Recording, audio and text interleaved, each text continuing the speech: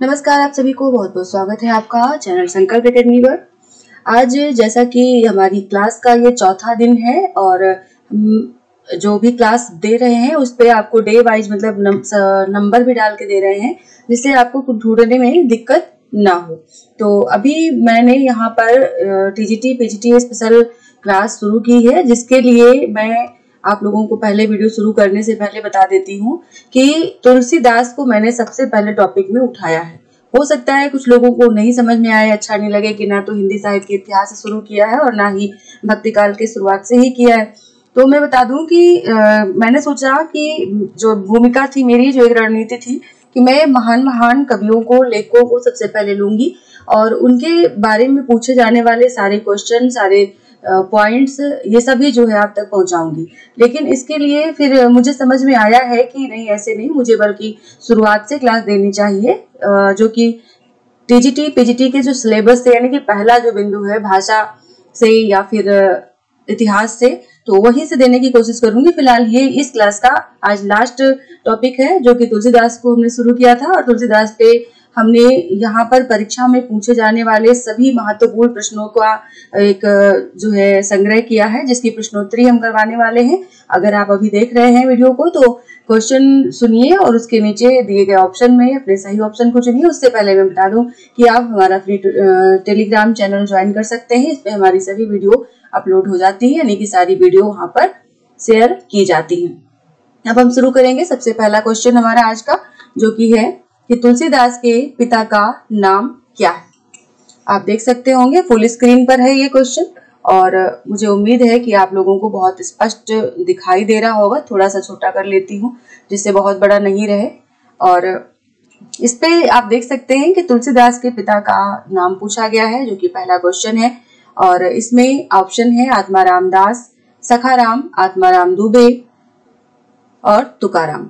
इसमें से कौन से तुलसीदास के पिताजी हैं, ये आपको बताना है। आप चाहें तो कमेंट सेक्शन में इसको टाइप कर सकते हैं या फिर ऐसे ही अपनी स्पीड को भी चेक कर सकते हैं और साथ में सही आंसर को भी। सही आंसर लेते हैं हम। यहाँ पर सी ऑप्शन है आत्माराम दुबे। तुलसीदास जी के पिता का नाम है आत्माराम दुबे। अगला प्रश्न है, एक पंक्ति है, सुरती नरती नागती सब चाहत अस होए। सुरती नरती नागती सब चाहत अस होए। ये किसकी पंक्ति है? तुलसीदास, रहीमदास, अग्रदास, नाभादास। इनमें से किसकी पंक्ति है ये? आप सभी को लग रहा होगा कि ऐसा कौन सा सवाल है भाई, क्योंकि आप जानते हैं ये जो पंक्ति है, ये दो लाइनें जो इसकी हैं, इन दोनों लाइनों को अलग अलग कवियों ने लिखा है।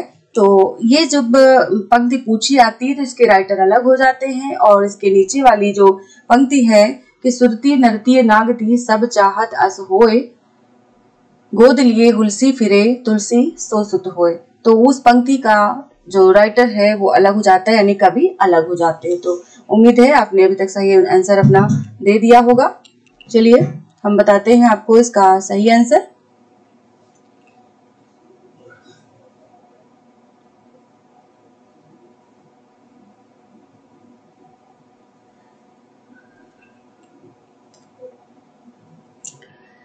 तो इसका जो सही आंसर है वो है तुलसीदास, ए ऑप्शन तुलसीदास।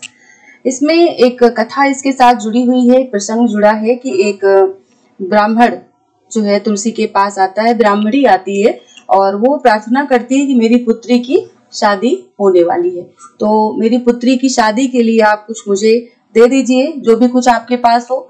तो शादी की बात करती है तो बेचारे जो तुलसीदास जी हैं तो ठहरे बैरागी, इनके पास कहाँ धन और माया रखी थी। तो इन्होंने कहा कि उस समय जो है इनके मित्र थे रहीम, जो कि अकबर के दरबार में नवरत्नों में एक थे।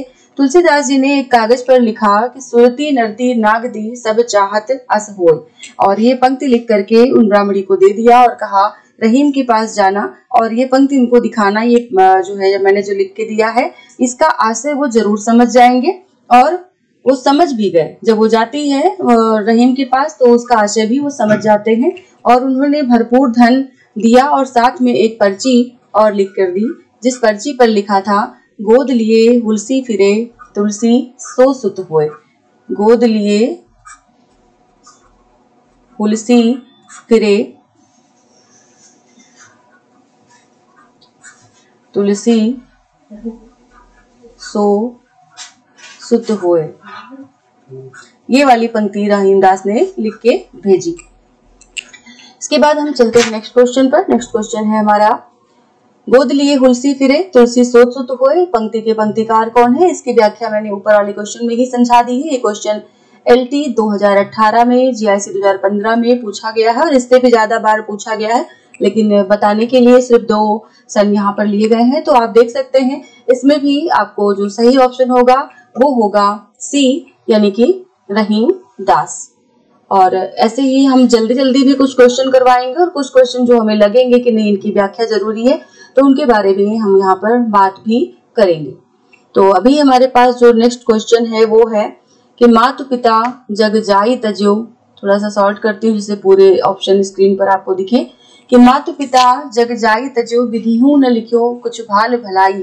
पंक्ति तुलसीदास जी की किस रचना से है? ऑप्शन है रामचरितमानस, कवितावली, गीतावली, जानकी मंगल। ये किस रचना से है?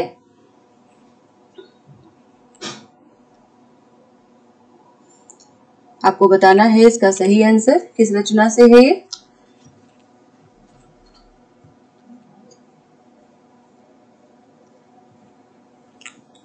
सही ऑप्शन है इसका B, कवितावली। कवितावली रचना से ये है। और इसमें थोड़ा सा कलर मैं चेंज करती हूँ क्योंकि यहाँ पर आप मुझे लगता है थोड़ा आपको डार्क दिख रहा होगा, इसलिए चलिए कवितावली से है। और अगला है कि तुलसीदास जी की पत्नी का नाम इनमें से क्या था? बहुत ही सिंपल सा क्वेश्चन है लेकिन फिर भी दिया गया है। दिव्यांजलि, चंपा, रत्नावली, विद्योत्तमा। जो लोग पहली बार किसी परीक्षा की तैयारी कर रहे हैं उनके लिए बहुत महत्वपूर्ण है ये सब चीजें। हो सकता है कि आपको पता हो लेकिन कभी कभी पेपर में हम उन्हीं चीजों को गलत करते हैं, उन्हीं क्वेश्चंस को गलत करते हैं जो हमें पता होते हैं। तो तुलसीदास जी की पत्नी का नाम पूछा गया, पत्नी का नाम है इसमें रत्नावली, यानी कि C ऑप्शन रत्नावली। अगला प्रश्न है लाज न आवत आपको दौरे आयो साथ धिक धिक ऐसे प्रेम को कहा कहो मैं नाथ। कि लाज न आवत आपको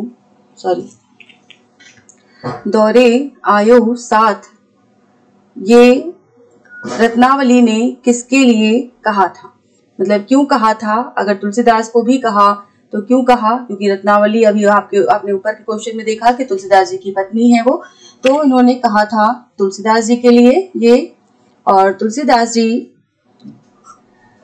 ऐसा माना जाता है, कहा जाता है कि एक बार रत्नावली बिना बताए मायके चली गई थी और पीछे से उनके तुलसीदास जी भी वहां पहुंचे। जब वो पहुंचे तो उस समय बहुत भारी बारिश हो रही थी और बहुत नदी उफान पर भी थी, उसको भी पार करके वो पहुंचे अपने ससुराल। और वहां पहुंच करके जब रत्नावली ने दरवाजा खोला, उन्होंने तुलसीदास को देखा तो उस समय उनके मुंह से यही निकला कि लाज न आवत आपको दौरे आयो साथ धिक धिक ऐसे प्रेम को कहा कहूं मैं नाथ। और इस प्रकार से रत्नावली ने इनको धिक्कारते हुए ऐसा कहा और उनका धिक्कारना ही तुलसीदास जी की जिंदगी को परिवर्तित करके रख देता है। वहीं से ऐसा लोग कहते हैं कि तुलसीदास जी को वैराग्य उत्पन्न हुआ और उसके बाद उन्होंने इतनी सारी रचनाएं की और वास्तव में उन्होंने अपनी जिंदगी को, जो कि एक साधारण व्यक्ति की तरह बिता रहे थे, उसे एक संत की तरह बिताना शुरू किया और उन्होंने हिंदी साहित्य को भी बहुत समृद्ध किया और साथ में भगवान की भक्ति भी की।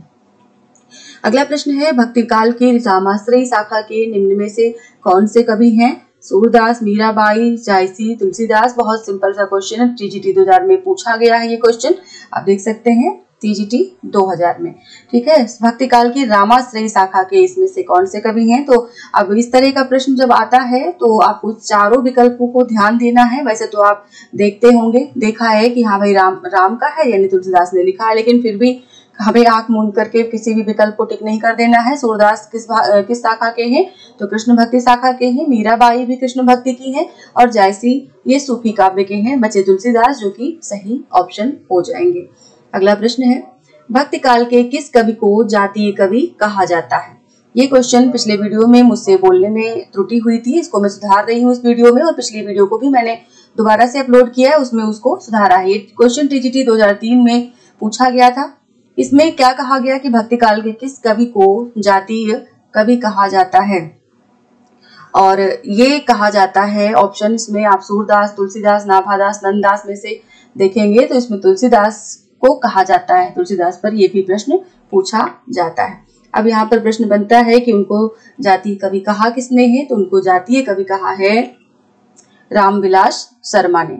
अगला प्रश्न है, कथन है इसमें कि लोकनायक वही हो सकता है जो समन्वय करने का अपार धैर्य लेकर आया हो।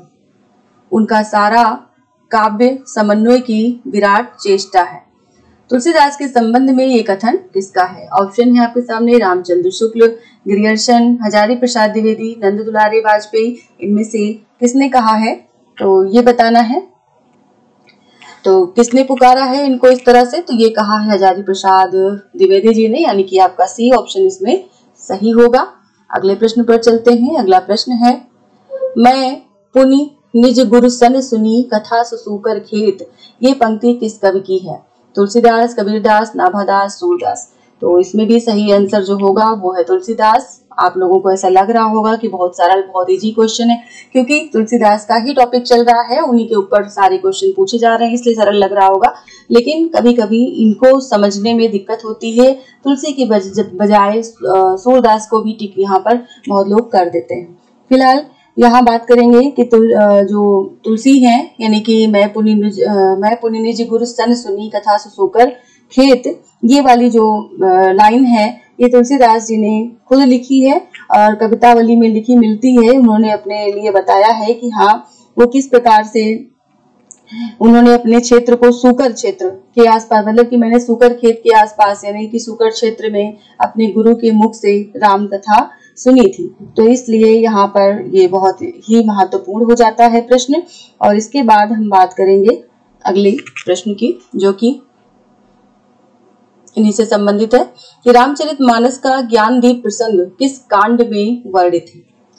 बहुत अच्छा क्वेश्चन आया है, और इसमें आप एक चीज ध्यान देंगे कि यहाँ पर एक ही चीज पूछी गई, यानी कि आपसे एक क्वेश्चन पूछा गया कि रामचरितमानस का ज्ञानदीप प्रसंग किस कांड में वर्णित है। तो ऐसे ही इससे संबंधित और भी कई सारे प्रश्न बनते हैं। फिलहाल आप ऑप्शन देख लीजिए और सही आंसर करने की कोशिश करिए। उत्तरकांड, अयोध्या कांड, बाल कांड, अरण्य कांड।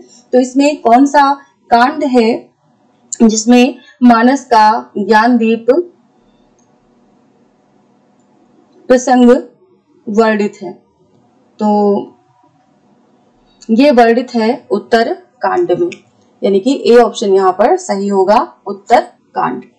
रामचरितमानस में ज्ञानदीप प्रसंग है, और इसमें और भी प्रसंग हैं जिनके बारे में हम आगे की क्लास में बात करेंगे, यानी कि आगे के प्रश्नों में बात करेंगे। इसमें 4 वक्ता श्रोता युग्म है, इसमें 4 घाट की बात की गई है, और इसमें जो है इस प्रकार के जो प्रसंग हैं, जो कि तुलसी संवाद और इन सब के बारे में जो भी प्रश्न बने हैं उन्हें भी यहाँ पर एकत्रित किया गया है, संग्रहित किया गया है। आप सभी जो है, बहुत सिंपल सा क्वेश्चन, एकदम आसान सा, कि रामचरितमानस में कितने कांड हैं? सही ऑप्शन है 7, यानी कि 7 कांड हैं, और इनको कभी कभी क्रम से पूछा जाता है, तो इनके क्रम को बताने के लिए मैंने ये क्वेश्चन यहाँ पर रखा है। सबसे पहला जो इनका कांड है रामचरितमानस का, वो है बाल कांड, फिर है अयोध्या कांड। राइटिंग अच्छी नहीं होगी, थोड़ा सा इसको समझने में प्रयास करिएगा, क्योंकि इस पे राइटिंग बन नहीं रही है। बाल कांड, अयोध्या कांड, अरण्य कांड,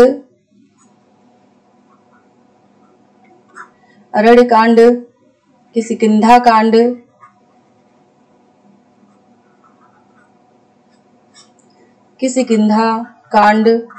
और सुंदर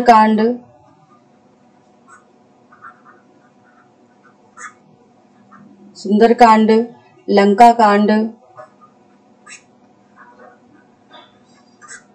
और सबसे लास्ट में आता है उत्तरकांड। तुलसीदास जी की जितनी भी रचनाएं कांड वाली हैं, जिनमें की कांड पूछे गए हैं यानी कांडों में जिनकी विभक्तिकरण हुआ है, उन सब में इन्हीं कांडों को रखा गया है, बाल कांड से लेकर के उत्तरकांड तक के।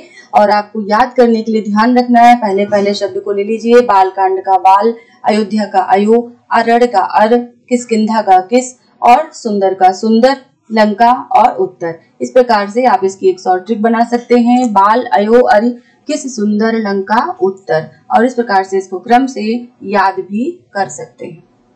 तो बाल कांड सबसे बड़ा कांड इसका अयोध्या कांड इसका सबसे बड़ा कांड माना जाता है।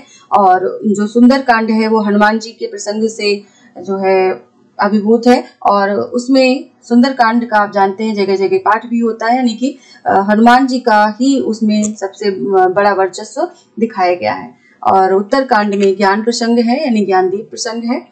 अगली बात करते हैं, अगला प्रश्न है, मानस का अंगी रस कौन सा है? अंगी रस से तात्पर्य है कि यानी कि रस तो बहुत सारे होंगे पूरे महाकाव्य में, लेकिन सबसे प्रमुख रस उसमें कौन सा होगा? तो ऑप्शन है श्रृंगार, भक्ति, वात्सल्य और शांत। इनमें से कौन सा रस है जो कि मानस का अंगी रस कहा जा सकता है? तो ऑप्शन डी है, शांत रस इसका अंगी रस है।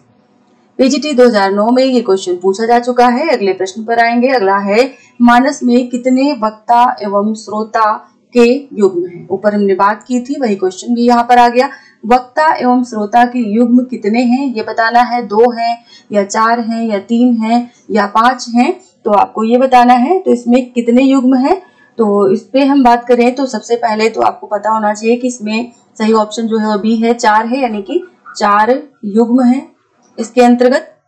और इन 4 युग्मों को इस तरह से रखा गया है। सबसे पहले रखा गया है कागभूषुंडी, कागभूषुंडी और गरुड़ संवाद। सॉरी, लिखते नहीं बन रहा है ठीक से इस पे। कागभूषुंडी और गरुड़ संवाद। फिर है शिव पार्वती संवाद, शिव पार्वती संवाद। और तीसरा युग्म है याज्ञवल्क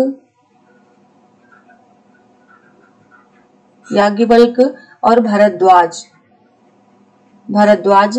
और चौथा युग्म है तुलसी, संत,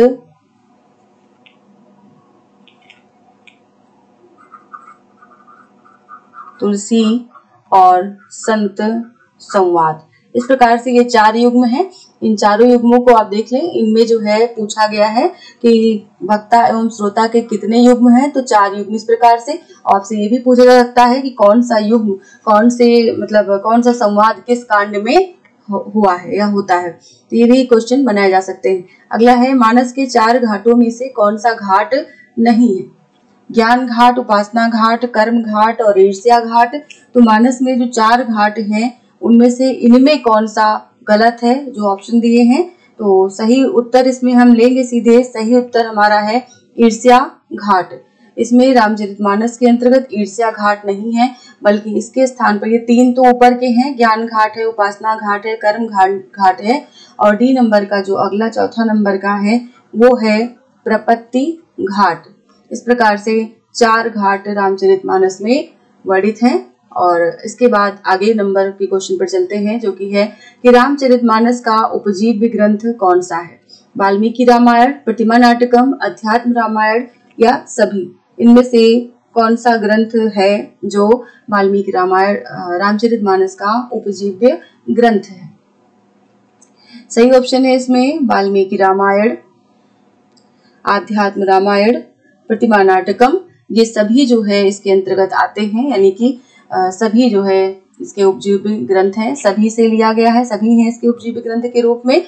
और अगले प्रश्न पर चलते हैं। अगला है, कीरति भनित भूति भल सोई, सुरसर सम सब कहा हित होई। तुलसीदास की इस पंक्ति में कौन सा काव्य प्रयोजन स्पष्ट है? यश की प्राप्ति है, स्वांता सुखाय है, लोक मंगल है, धनार्जन है। ये जो क्वेश्चन आप देख रहे हैं ये पीजीटी 2010 में और 2005 में पूछा गया है। और इसमें पूछा गया कि ये पंक्ति किस लिए लिखी गई है? कीरति भनित भूति भल सोई, सुरसर सम सब कहा हित हुई। ये किस लिए लिखी गई है? तो इसका जो सही उत्तर है वो है ऑप्शन सी, यानी कि लोक मंगल के लिए लिखी गई है। जब सबके हित की बात होती है तो वहां लोक की बात होती है, और जो हित है वो आप अपने आप में ही मंगल सोचने वाला होता है, इसलिए सब लोक मंगल के लिए लिखा गया। अगला प्रश्न है, शारीरिक पीड़ा से मुक्ति पाने के लिए तुलसीदास ने कौन सी रचना की? इसमें बताना है शारीरिक पीड़ा से, तो ऑप्शन बी इसमें सही होगा, यानी कि हनुमान बाहुक।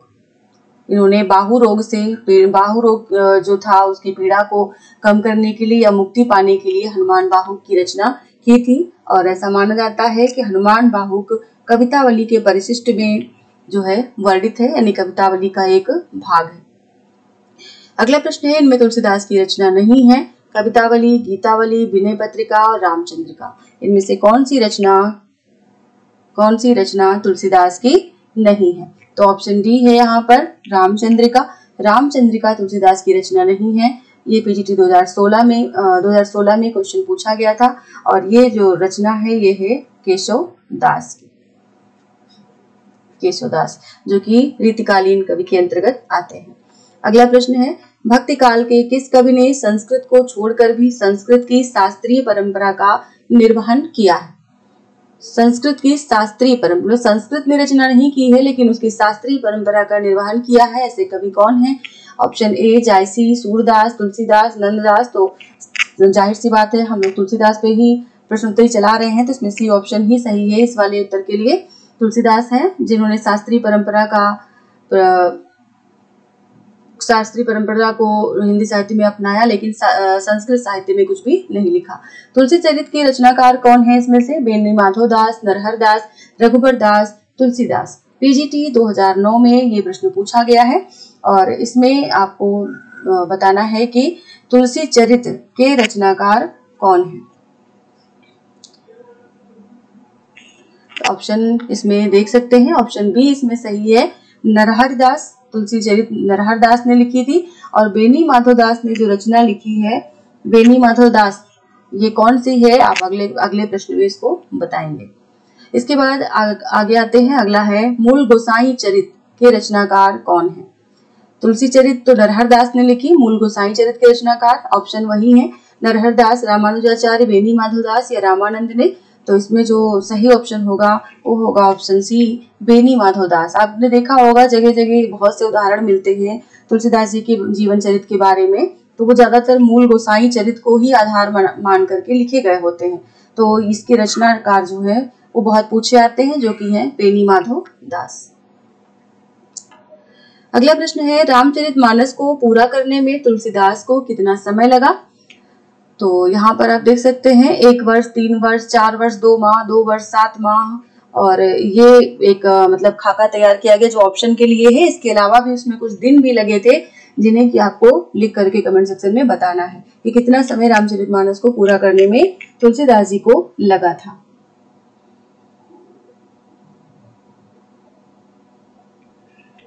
तो सही ऑप्शन इसमें है ऑप्शन डी, यानी कि 2 वर्ष 7 माह। इसके आगे भी 11 दिन लगे थे, जो कि लिखे जाते हैं या पूछे जाते हैं। अगला प्रश्न है, तुलसीदास को कलिकाल का वाल्मीकि किसने कहा? ऑप्शन है ग्रियर्सन, नाभादास, नंदुलारे वाजपेयी और स्मिथ। इसका सही उत्तर क्या होगा? तुलसीदास को कलिकाल का वाल्मीकि किसने कहा है? सही उत्तर है ऑप्शन बी, नाभादास। अगला है, वैराग्य संदीपनी किस कवि की रचना है? वैराग्य संदीपनी किस कवि की रचना है? कबीरदास, रैदास, तुलसीदास, नाभादास। तो ये रचना है ऑप्शन सी, तुलसीदास की। तुलसीदास की 12 प्रामाणिक रचनाएं हैं, इनके बारे में भी हमने वीडियो में विस्तृत जानकारी दी है, विस्तृत चर्चा की है, और इस प्रश्नोत्तरी में भी इनकी समस्त रचनाओं को हम लेने वाले हैं। अगला प्रश्न है, आचार्य रामचंद्र शुक्ल ने तुलसी रचित ग्रंथों की संख्या कितनी मानी है? तो 14, 12, 15, 11, इनमें से कितनी संख्या रामचंद्र शुक्ल जी के अनुसार तुलसीदास की मानी जाती है, ये बताना है। और इसमें ऑप्शन बी सही होगा, 12। अगला प्रश्न है कि राम को रूप निहारत जानकी कंकन के नग की परछाई, पंक्ति तुलसी के किस ग्रंथ से ली गई है? ऑप्शन है ए विनय पत्रिका, रामचरितमानस, जानकी मंगल, कवितावली, ये पंक्ति इनकी किस रचना से ली गई है?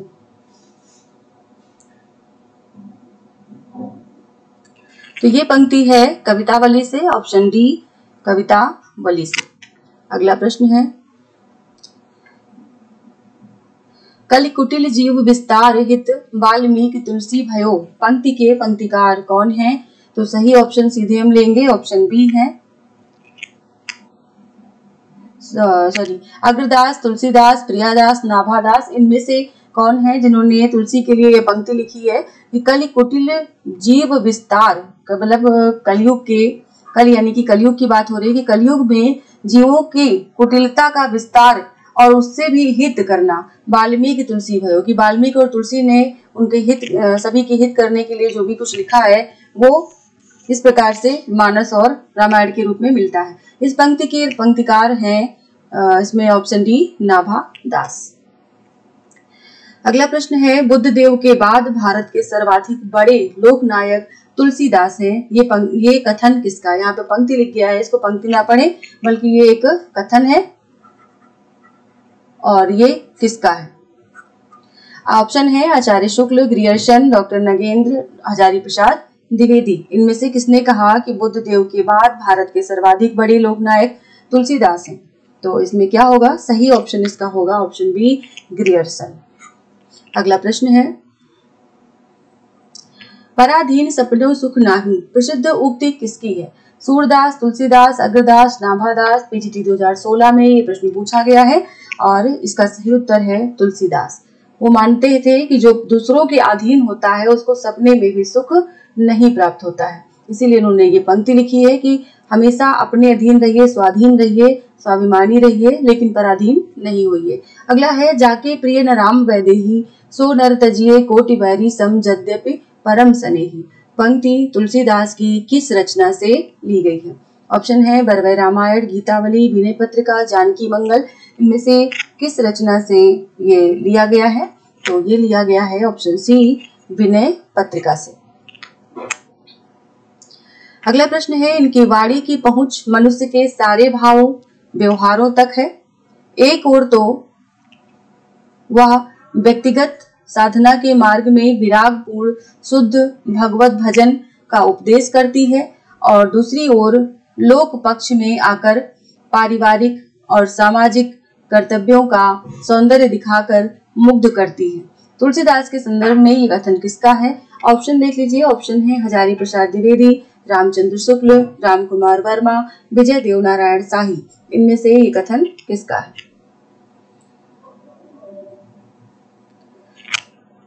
ऑप्शन बी इसमें सही है, रामचंद्र शुक्ल। अगले प्रश्न पर चलते हैं। अगला प्रश्न है, हनुमान बाहु के रचनाकार माने जाते हैं। हनुमान बाहु को इसमें से किसने लिखा? तो तुलसीदास की रचना है, ऑप्शन बी। सीधे ले चलते हैं क्योंकि एक ही क्वेश्चन कई अलग अलग तरीके से पूछा गया है, तो पूछने की शैली दिखाने के लिए इन प्रश्नों को रख दिया गया है। अगला है, निम्नलिखित में से किसने तुलसीदास को आनंद वन का वृक्ष कहा है? बहुत ही महत्वपूर्ण कथन कि किसने आनंद वन का वृक्ष कहा है।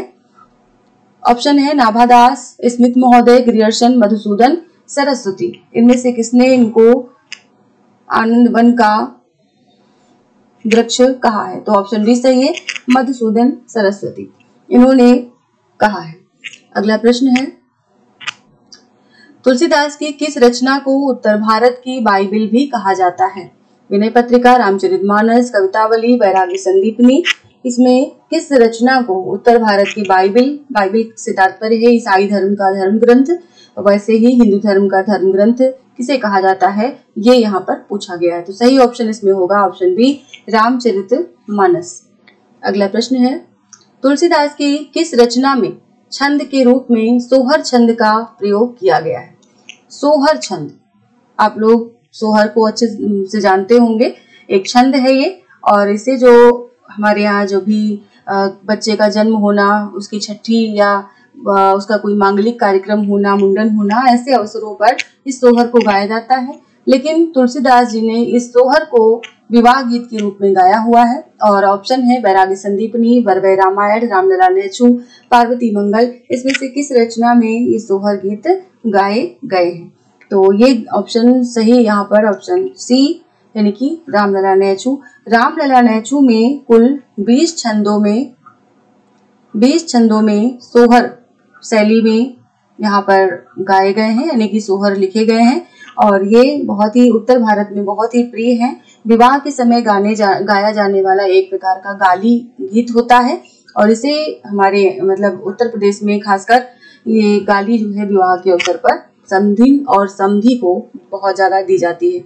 अगला प्रश्न है, निम्नलिखित रचनाओं में से कुल पदों की संख्या बताइए।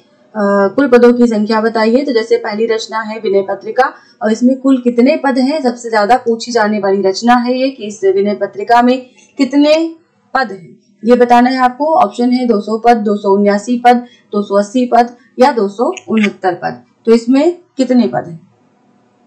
ऑप्शन बी सही होगा, 279 पद। अब एक एक शब्द का ही यहाँ पर क्वेश्चन है। आप अगली रचना देखिए, गीतावली। गीतावली के लिए भी 4 यहाँ पर विकल्प दिए गए हैं, 326 पद, 320 पद, 328 पद या 224 पद। इनमें से कितने पद हैं गीतावली में? तो ऑप्शन सी है यहाँ पर 328 पद। अगला प्रश्न है, कवितावली। कवितावली में कितने पद हैं? 309, 325, 320, 330। कौन सा ऑप्शन इसमें से सही होगा कवितावली के पदों की संख्या के लिए? सही उत्तर है बी, 325 पद कवितावली में लिखे गए। अगला है, वैराग्य संदीपनी में पदों की संख्या, छंदों की संख्या कितनी है? 60 छंद, 61 छंद, 62 छंद या 65 छंद वैराग्य संदीपनी में? तो इसमें सही ऑप्शन यहाँ पर है सी, ऑप्शन सी यानी कि 62 छंद में वैराग्य संदीपनी लिखी गई है। अगली रचना है बरवै रामायण। बरवै रामायण में कितने छंद हैं? 69 छंद हैं, 79 छंद हैं, 59 छंद हैं या 89 छंद हैं बरवै रामायण? इसमें ऑप्शन ए सही है, 69 छंद हैं। अगला प्रश्न है, पार्वती मंगल में कितने छंद हैं? 150 छंद, 174 छंद, 175 छंद या 164 छंद? पार्वती मंगल में जो छंद की संख्या है वो है 164। 164 डी ऑप्शन सही होगा। अगला है जानकी मंगल। जानकी मंगल में कितने पद हैं, कितने छंद हैं? 200 छंद हैं, 216 हैं, 2015 हैं या 220 छंद हैं? कितने छंद हैं? तो इसमें सही जो उत्तर होगा वो होगा 216 छंद यानी कि बी ऑप्शन। सभी का याद रखने की आवश्यकता नहीं है, लेकिन बार बार परीक्षा में विनय पत्रिका का पूछा गया है, कवितावली का पूछा गया है, रामलला नेचू का भी पूछा गया है या बरवै रामायण का भी पूछा जाता है, इसलिए सभी का यहाँ पर दे दिया गया है। रामाज्ञा प्रश्नावली में कितने हैं? 343, 345, 279, 30 छंद। इसमें कितने छंद हैं? तो ये रामाज्ञा प्रश्नावली में है 343 छंद यानी कि ए ऑप्शन यहाँ पर सही होगा। अगला प्रश्न है, दोहावली में कितने दोहे हैं? 500, 575, 573, 600। इनमें कितने दोहे हैं? तो ये हैं 573 दोहे यानी कि सी ऑप्शन सही होगा। अगला है, कृष्ण गीतावली में कितने हैं? तो कृष्ण गीतावली में है 60 पद, 62 पद, 61 पद या 65 पद। तो कृष्ण गीतावली में है पदों की संख्या ऑप्शन सी 61 पद। अगले प्रश्न पर चलते हैं। अगला प्रश्न है, तुलसीदास की कौन सी रचना पंडित गंगाराम ज्योतिषी के आग्रह पर रचित मानी जाती है? पंडित गंगाराम ज्योतिषी एक ज्योतिषी थे और उन्होंने तुलसी के विज्ञान को देख करके उनसे आग्रह किया कि आप भी एक ऐसी जो है ज्योतिषी के आधार पर ज्योतिष ग्रंथ लिखिए। तो उन्होंने लिखा, इनमें से तो कौन सा ग्रंथ है वो? दोहावली, रामाज्ञा प्रश्नावली, जानकी मंगल, कृष्ण गीतावली। इनमें से कौन सा है? तो ये है रामाज्ञा प्रश्नावली यानी कि ऑप्शन बी। अगला प्रश्न है, तुलसीदास की कौन सी रचना उनके परम मित्र रहीम के आग्रह पर रचित मानी जाती है? वैराग्य संदीपनी, रामलला नेचू, बरवै रामायण, पार्वती मंगल। तो ये इन्होंने किसके आग्रह पर रची थी? मतलब रहीम के आग्रह पर कौन सी रचना इसमें से रची थी जिसका नाम है ऑप्शन सी बरवै रामायण। बरवै रामायण बरवै छंद में है और इसके पहले भी हमने बात की थी इसमें कितने छंद है? तो इसमें 69 छंद है यानी कि 69 छंद में ये बरवै छंद में लिखा गया है। और ऐसा कहा जाता है कि बरवै जो है वो अवधि का निजी छंद है, ऐसा भी बरवै के लिए कहा जाता है। आप लोगों ने जरूर इसको पढ़ा होगा, नहीं पढ़ा है तो आज जरूर इसको अपने पास नोट करें। अगला प्रश्न है, विवाह के अवसर पर गाए जाने वाली गाली गीत इनमें से किस रचना में वर्णित है? पार्वती मंगल, रामलला नैछू, जानकी मंगल, वैरागी संदीपनी, इनमें से किस रचना में है? तो ये गाए जाते हैं ऑप्शन बी रामलला नैछू में। अगला प्रश्न है, नाभा दास का मूल नाम क्या है? नरपति दास, अग्र अली, नारायण दास, राम बोला। तो यहाँ नाभा दास का मूल नाम पूछा जा रहा है, और जबकि हम तुलसीदास की प्रश्नोत्तरी को ले रहे थे, तो फिलहाल हम तुलसीदास के नाम पर भी चर्चा कर लेंगे कि क्या नाम है इनका। तो तुलसीदास के नाम पर हम बाद में, पहले नाभा दास का मूल नाम देखते हैं, जो कि इनका नाम है सी ऑप्शन, यानी कि नारायण दास। और तुलसीदास का जो मूल नाम है वो है राम बोला। इनका पहला नाम था राम बोला, क्योंकि इन्होंने जन्म लेते समय ही सबसे पहले राम शब्द का उच्चारण किया था, और इसीलिए इनका नाम राम बोला पड़ा।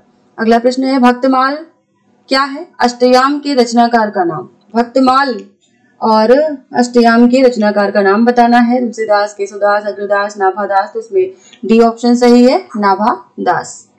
अगला प्रश्न है, भक्तमाल की टीका किसकी रचना है? बेनी माधव दास, रामप्रिया शरण, प्रियादास या रायमल्ल पांडे, किसकी रचना है? तो ये रचना है प्रियादास की, यानी कि भक्तमाल की टीका प्रियादास। अगला प्रश्न है, ये सब संबंधित है इनसे, तुलसी से संबंधित रचनाएं हैं, राम से संबंधित रचनाएं, इसलिए भी इनको यहाँ पर जगह दी गई है। अगला है, हनुमान नाटक। हनुमान नाटक या राम गीत के रचनाकार कौन है? ऑप्शन है हृदय राम, लालचरण दास, लालच दास, लाल दास या रायमल्ल पांडे। इसका जो सही उत्तर है वो है हृदय राम, ऑप्शन ए हृदय राम, यानी कि हनुमान नाटक हृदय राम ने रचना की थी। अगला है, गोविंद रामायण के रचनाकार कौन है? भगवंत राय खींची, कृपानिवास, गुरु गोविंद सिंह, गणेश कवि, इनमें से कौन है? तो इसका जो सही उत्तर होगा वो होगा गोविंद रामायण जो लिखी है सॉरी भगवंत राय खींची, कृपानिवास, गुरु गोविंद सिंह, गणेश कवि। सॉरी, इसमें जो यहाँ पर गुरु गोविंद सिंह दिया गया है, इसको हम थोड़ा सा सुधार करना चाहेंगे। गुरु नानक हैं, गुरु नानक जी ने गोविंद रामायण लिखी है, और गुरु गोविंद सिंह के नाम से ये जानी जाती है। अगला प्रश्न है यहाँ पर, हनुमत चरित्र किसकी रचना? मतलब गोविंद रामायण जो है गोविंद सिंह ने लिखी है, हनुमत चरित्र किसकी रचना है? और ये रामदास, हृदय राम, रायमल्ल पांडे, प्रियादास, ये बहुत बार ये सारे ऑप्शन एक साथ आते हैं, इसलिए थोड़ी कंफ्यूजन हो जाती है। तो इसमें हनुमत चरित्र और हनुमान नाटक, ये दो बहुत ही अलग अलग टाइप की रचनाएं हैं, दोनों ही राम चरित्र हैं, यानी कि राम के ऊपर आधारित है, इसलिए राम काव्य परंपरा के अंतर्गत इन रचनाओं को बहुत ही बार पूछा गया है। इसका जो सही उत्तर है वो है सी रायमल्ल पांडे। अगली रचना है रामायण महानाटक। यहाँ महानायक लिखा हुआ है, इसको टा पढ़ें, यानी कि रामायण महानाटक के रचनाकार हैं माधव दास चारण, रामप्रिया शरण दास, हृदय राम और प्राणचंद्र चौहान। इसमें सही ऑप्शन है ऑप्शन डी प्राणचंद्र चौहान। अगले प्रश्न पे आएंगे। अगला प्रश्न है, सीता राम प्रिया ये रचना है, जिसको सीतायण भी कहते हैं, ये किस कवि की रचना है? ऑप्शन है जानकी रसिक शरण, रामप्रिया शरण, प्रियादास, ईश्वरदास, इनमें से कौन है सीतायण के रचनाकार? ऑप्शन इसमें कौन सा सही होगा आप बताएं। तो इसको सीतायन भी कहते हैं, सीतायण भी कहते हैं, और सीताराम प्रिया भी कहते हैं। इसके जो रचनाकार हैं वो है रामप्रिया शरण, ऑप्शन बी। अगला प्रश्न है, रघुनाथ चरित के रचनाकार कौन है? रघुनाथ चरित माधवदास, मुनिलावड़, नाभादास, परशुराम देव। रघुनाथ चरित के रचनाकार हैं इनमें से सॉरी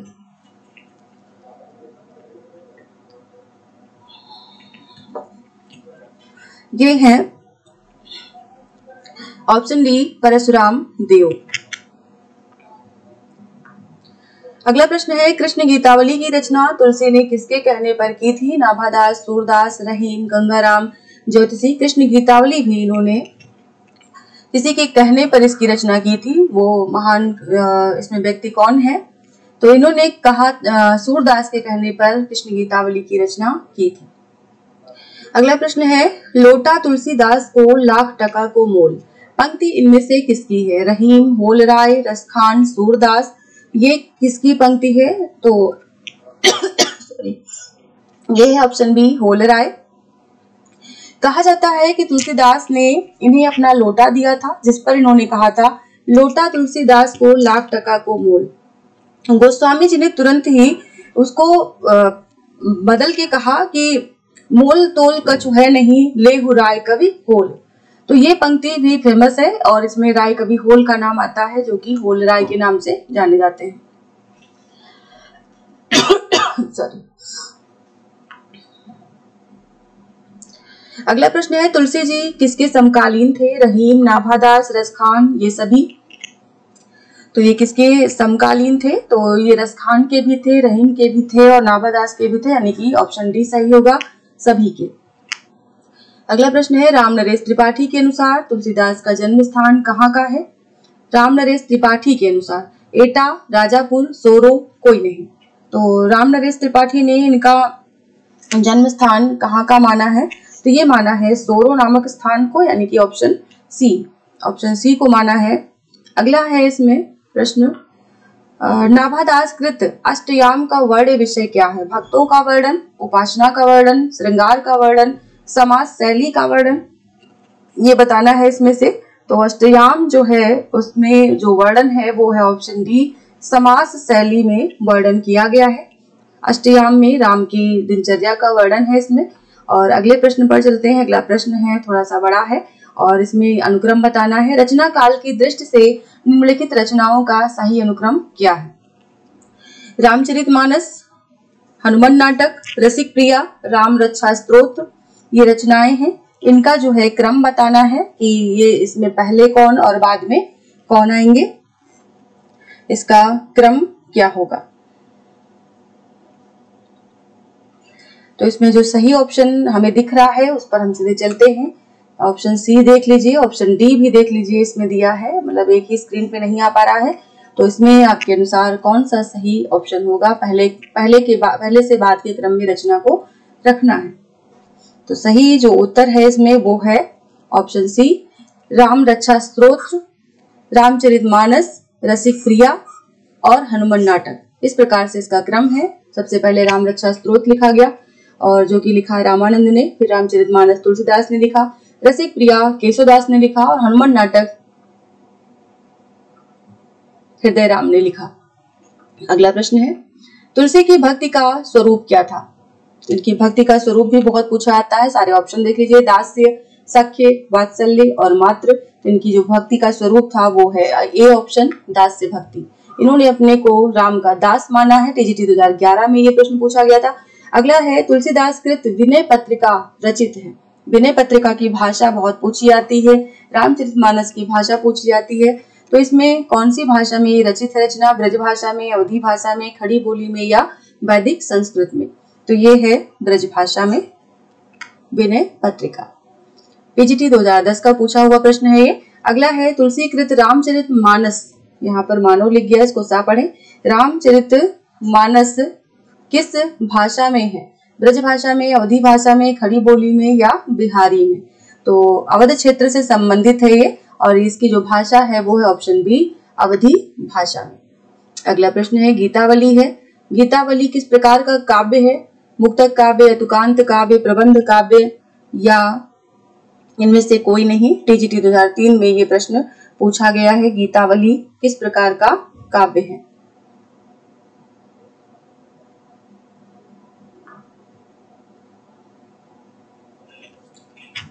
तो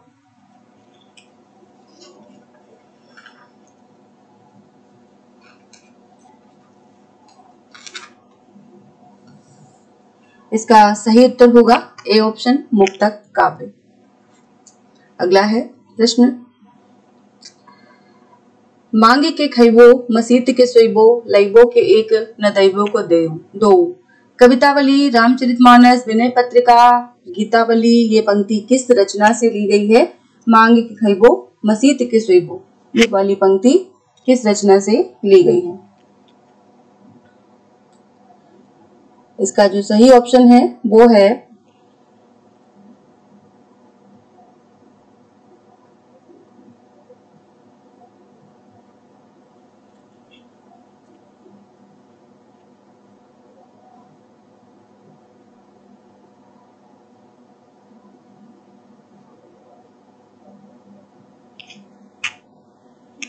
कवितावली में, ए ऑप्शन कवितावली से ये पंक्ति है। और ऐसे ही विनय पत्रिका, गीतावली, रामचरितमानस से पूछी जाने वाली पंक्तियों को यहाँ पर लिया गया है, जो आगे की उसमें मिलेंगे प्रश्नों में। तो अभी आप देख सकते हैं। लास्ट में हम बात करेंगे कि कौन कौन सी रचना तुलसीदास की ब्रज में है और कौन कौन सी रचनाएं अवधी भाषा में है। ये प्रश्न बहुत इंपॉर्टेंट है, बहुत बार पूछा गया है, तो इसको भी जरूर देखिएगा। अगला है प्रश्न, दूल्हा राम सिय दुलहीरी, गीतावली, कवितावली, वैराग्य संदीपनी, जानकी मंगल, ये पंक्ति किस रचना से ली गई है? दूल्हा राम सिय दुलहीरी।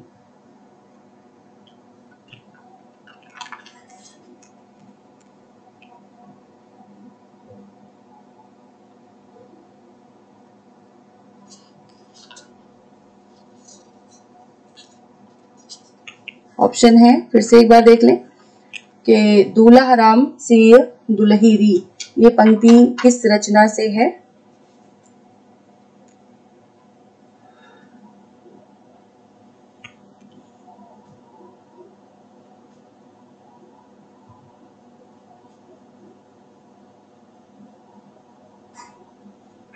चलिए, उम्मीद है अब तक आपने अपना आंसर दे दिया होगा।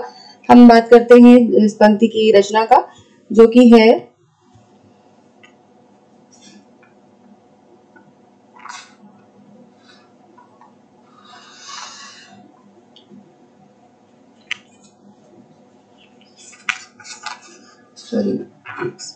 ये है ए ऑप्शन गीतावली से। यहाँ पर इतनी देर से टंगा हुआ चल ही नहीं रहा है ये स्टाइलर, इसीलिए लेट हो गया इसको टिक करने में।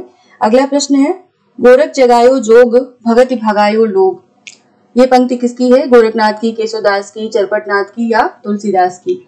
गोरख जगायो जोग भगति भगायो लोग,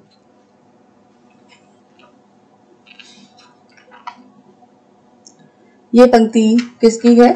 सही ऑप्शन है इसका ऑप्शन डी, तुलसीदास की। यहाँ पर अक्सर लोग गलती कर बैठते हैं, गोरख को देख करके गोरखनाथ को टिक कर बैठते हैं, लेकिन ये पंक्ति तुलसीदास की है। अगला प्रश्न है, खेती न किसान को, भिखारी को न भीख बली, बनिक को न बनिज न चाकर को चाकरी, ये पंक्ति किस रचना से ली गई है? पार्वती मंगल, रामलला, नैचु, विनय पत्रिका, कवितावली, इनमें से किस रचना से ये ली गई है? तो ये ली गई है ऑप्शन डी, कवितावली से, कवितावली से। अगला प्रश्न है, राम को रूप निहारत जानकी, कंकन के नग की परछाई, ये किस रचना से है? रामचरितमानस, विनय पत्रिका, गीतावली, कवितावली, किस रचना से है? तो ये भी बहुत ही सुंदर पंक्ति है, बहुत ही बार पूछी गई है, जो कि ऑप्शन डी है, कवितावली से।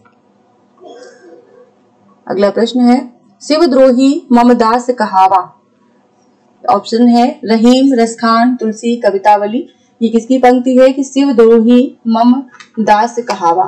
ये पंक्ति के पंक्तिकार बताने हैं, जो कि सही उत्तर है option C, Tulsi.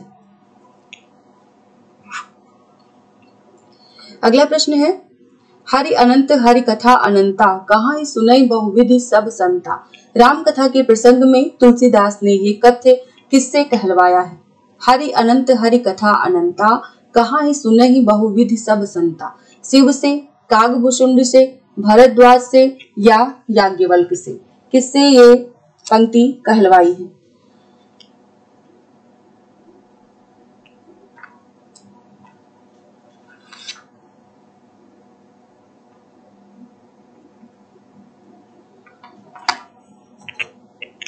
Option A, Shiv से, शिव जी से कहलवाई है और इन्होंने भगवान विष्णु की प्रशंसा में ये कहा है। अगला प्रश्न है, सचिव वैद गुरु तीन ज्यों, प्रिय बोले भय आस, राज धर्म तन तीन कर, हो ही बेगी ही नास, ये दोहा मानस के किस कांड में वर्णित है? ऑप्शन है सुंदरकांड, अयोध्या कांड, बाल कांड और लंका कांड, ये किस कांड से लिया गया है? ऑप्शन यहाँ पर सही होगा सी, यानी कि बालकांड से लिया गया है। सचिव वैद्य गुरु तीन ज्यों, यानी कि मंत्री, गुरु और वैद्य, अगर ये तीनों किसी भी प्रकार के डर से झूठ बोल दे तो इनके झूठ बोलने से राज्य नष्ट हो जाता है, धर्म नष्ट होता है और शरीर भी नष्ट हो जाता है। अगला प्रश्न है, मैं नारी अपावन प्रभु जग पावन, रावण रिपुजन सुखदाई, राजीव विलोचन भव भय मोचन, पाहि पाहि शरणहि आई। मानस के किस पात्र द्वारा ये पंक्तियां कहलाई गई हैं? तारा, मंदोदरी, अहिल्या, शबरी। चौथा ऑप्शन है सबरी। इसमें से किसके द्वारा ये कहलाई गई हैं? तो ये पंक्ति कहलाई गई है ऑप्शन सी, अहिल्या के द्वारा। अगला प्रश्न है, चंचल न हूजे नाथ, अंचल न खींची हाथ। किसकी पंक्ति है? केशव, सूर, तुलसी, अग्रदास। तो ये पंक्ति है तुलसीदास जी की, यानी कि ऑप्शन सी यहाँ पर सही होगा। चंचल न हूजे नाथ, अंचल न खींची हाथ। इतने सारे प्रश्न एक साथ आपको राम भक्ति का विधारक से संबंधित तुलसीदास जी पर मिल गए हैं। उम्मीद है आप लोगों को वीडियो अच्छी लगी होगी। तो अच्छी लगी हो जरूर लाइक करें और साथ में शेयर भी करें, और जिससे कि आपके लाइक से यहाँ पर जो उत्साह है, थोड़ा सा उत्साहवर्धन होता है, तो वीडियो बनाने में भी रुचि होती है, तो आगे जल्दी जल्दी बन जाते हैं। तो मैं कोशिश करूंगी कि ऐसे ही अगले टॉपिक को भी मैं आप तक पहुंचाऊं। फिलहाल हम इस क्वेश्चन का आंसर लेते हैं कि इनमें से कौन सा महाकाव्य अवधि में लिखा गया है? प्रिय प्रवास, रामचंद्रिका, साकेत, रामचरितमानस। पीजीटी 2011 का पूछा गया प्रश्न है ये रामचरितमानस है, तुलसी जी का महाकाव्य जो कि अवधि भाषा में रचा गया है। अगला प्रश्न है, अर्थ न धर्म न काम रुचि, गति न चाहूं निर्वाण, जन्म जन्म रति राम पद, यह वरदान न आन। रामचरितमानस में ये आकांक्षा निम्नलिखित में से किसकी है? भरत, शबरी, सुग्रीव या हनुमान की? एक प्रसंग आता है कि मुझे ना अर्थ की रुचि है, न धर्म की, न काम की, न मैं मोक्ष चाहता हूँ। जन्म जन्म मेरा श्री राम के चरणों में प्रेम हो, बस मैं यही वरदान मांगता हूँ, इसके सिवा और कुछ भी मेरी आकांक्षा नहीं है। तो ये किसने कहा है? ये कहा है भरत। ये भरत के द्वारा कहलाई गई पंक्ति है, चित्रकूट प्रसंग की है। अगले प्रश्न में, अगला प्रश्न नहीं है, बस 70 प्रश्न ही थे यहाँ पर रामचरितमानस से संबंधित और तुलसीदास जी से संबंधित। तो उम्मीद है आपने सभी 70 प्रश्नों में अपना स्कोर चेक किया होगा और आपका स्कोर कितना है। तुलसीदास जी के पूरे साहित्य को पढ़ने के बाद ये प्रश्नोत्तरी रखी गई थी और इस प्रश्नोत्तरी में आपका कितना जो है उत्तर सही हुआ है और किस किस प्रश्न में आपको अभी तक जो है संदेह है, उसे भी कमेंट सेक्शन में जरूर लिखें। आगे के वीडियो पाने के लिए हमारे टेलीग्राम चैनल को जरूर ज्वाइन करें। उसमें हम अपने वीडियो के सारे लिंक उसमें शेयर कर देते हैं। कोई भी फीस नहीं है, बिल्कुल फ्री है, और साथ में कमेंट करने की भी सुविधा जो है उसका भी आप भरपूर लाभ ले सकते हैं कि आपका जो भी प्रश्न डाउटफुल हो या किसी भी प्रकार की कोई जो है वीडियो जो कि आपके सिलेबस से संबंधित हो, उसकी भी यहाँ पर उसके लिए भी चर्चा कर सकते हैं। और अन्य लोग जो कि कमेंट सेक्शन में जुड़ते हैं उनसे भी आप अपनी राय जो है जरूर व्यक्त करें और एक दूसरे से ये जो है क्वेश्चन पूछने से भी ज्ञान बढ़ता है, ये भी आप कर सकते हैं। तो अभी के लिए इतना ही। नेक्स्ट वीडियो में हम फिर से नए टॉपिक के साथ यहाँ पर उपस्थित होंगे, जो कि हमारा मेन उद्देश्य अब पीजीटी के एग्जाम को कवर करना है और इसके पूरे पाठ्यक्रम को यहाँ पर वीडियो के माध्यम से या लाइव सेशन के माध्यम से आप तक पहुँचाना है। तो आप लोग जरूर जुड़े और वीडियो को लाइक, शेयर, सब्सक्राइब जरूर करें। धन्यवाद।